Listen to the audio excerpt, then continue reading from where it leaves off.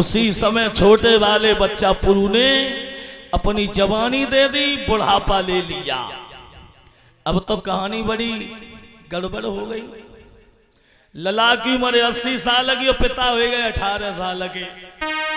कि बेटे पे बुढ़ापो है और अम्मा पे जवानी है।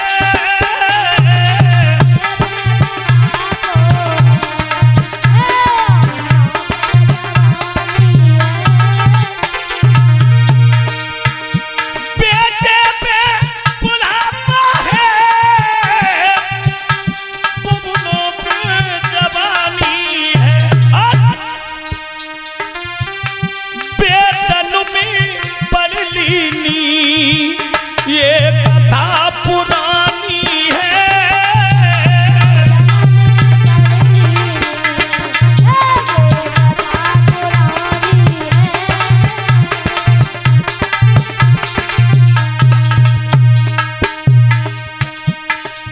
इधर पिता के ऊपर जवानी है, बेटा के ऊपर बुढ़ापा है। उधर भक्ति के पुत्र भय ज्ञान बैराग कहलाए। भक्ति के लड़का थे ज्ञान और बैराग। बेटों पे बुढ़ापो है, अम्मा पे जवानी है।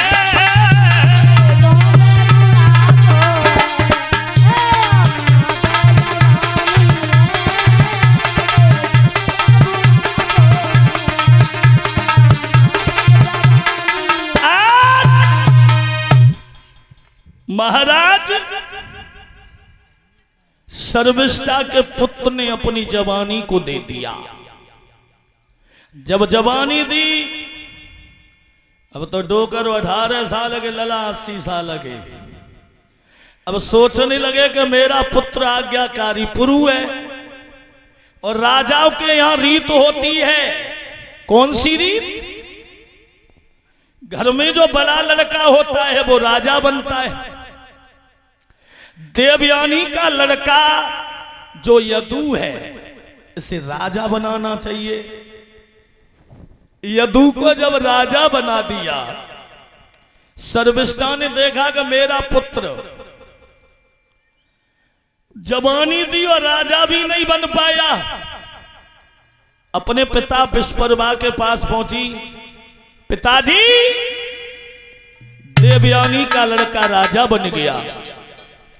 विश्वकर्मा कहने लगा मैं उसे जिंदा ही नहीं छोड़ेंगे। विश्वकर्मा एक काल रूपी सर्प बन गया, सर्प।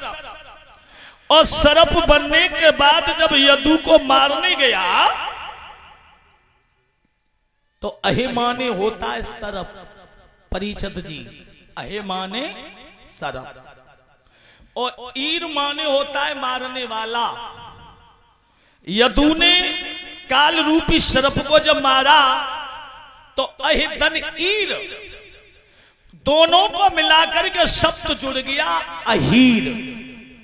अहिदन ईर दोनों शब्द जब मिलाए तो शब्द जुड़ गया अहीर। उसी दिन से यदु को अहीर कहने लगे।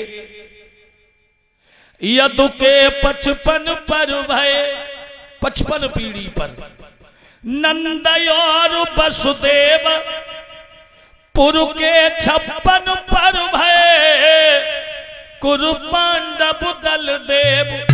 56 पीढ़ी पर कौरवा और पांडवा हुए हैं। सो हे राजन परीक्षित, यदु की ननिहाल यहीं से यादव वंश चला है और यादवों की ननिहाल वो ब्राह्मण शुक्राचार्य पंडित जी के यहां बताई बनी। तो माफ करना अगर कोई ब्राह्मण देवता बैठे हो, मैं किसी की बुराई नहीं कर रहा हूं, क्योंकि मेरी आदत में किसी की बुराई करता ही नहीं हूं। और करे का हम जानता हूं ना कि बुराई का होता है, केवल मैं बता रहा हूं, मैं नहीं कह रहा। जो ग्रंथ कह रहा है मेरा, यदुवंश दर्पण भी कह रहा है, गर्ग संहिता भी कह रही है।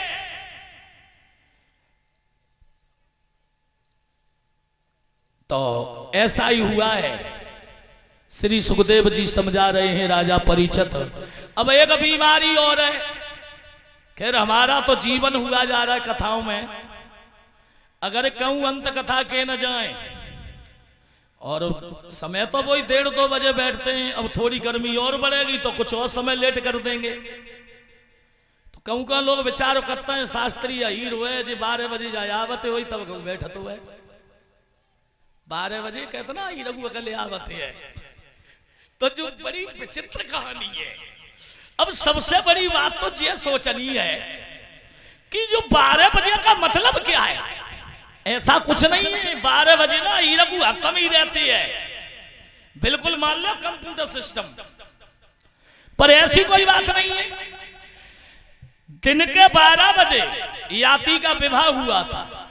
भगवान कन्हैया ये कुंदनपुर पड़ता है, यहां से रुक्मिणी को दिन के 12 बजे लेके गए। पृथ्वी का एक लड़का हुआ था भौमासुर, जिसने 16,100 लड़कियों को अपनी जेल में बंद किया था। तो भगवान कन्हैया उस भौमासुर नाम के राक्षस को मारा था, वो दिन के 12 बजे, और लड़कियों को निकाला दिन के 12 बजे। इधर अर्जुन भी द्रौपदी के साथ स्वयंवर में मछली बीतन करने के बाद और दिन के 12 ही बजे विवाह करके लाए। तो ये 12 बजे का जो सिस्टम है केवल बहादुरता वीरता का है। जी नाय के 12 बजे कल आती है, असम ही रहती है। बोलिए गोविंद भगवान की।